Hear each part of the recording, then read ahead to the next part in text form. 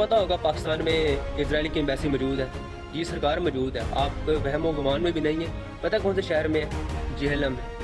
ये इजरायली की एम्बेसी है जनाब। कुछ भी हो जाए दुनिया में, जो मर्जी हो जाए, इसने फ्रंट लाइन पे आना है और आके जनाब अपने पाकिस्तान की, ईरान की या मुस्लिम जो कंट्रीज है उनकी तजरीर करेगा और इजरायली की तारीफों के पुल बांधेगा, अमेरिका के तारीफों के पुल बांधेगा। और फिर कहता है ना जी खैर मेरे बच्चे तो उधर सेट हो जाने, मेरे भाई उधर है, इसीलिए उनकी तारीफों के पुल बांधते रहते हो। उधर जो गरीब अवाम है, इसका आपने तो कभी सोचा? अभी 10 खरब का कपला किया आपकी वज़ीर आला ने, कभी पूछा? बताओ ना कि 10 खरब कितनी अमाउंट होती है? ये कहता है कि बताओ ग्राउंड रियलिटी क्या है। ये है ग्राउंड रियलिटी। वो सुपर पावर, उनके पास आयरन डोम है। आयरन डोम को उसने समझा हुआ कि जो जनाब लोहे का गुंबद बना हुआ है, वो सुपर पावर है जनाब, ये कुछ नहीं बिगाड़ सकते। उनकी तादाद बहुत है, ये कैसे?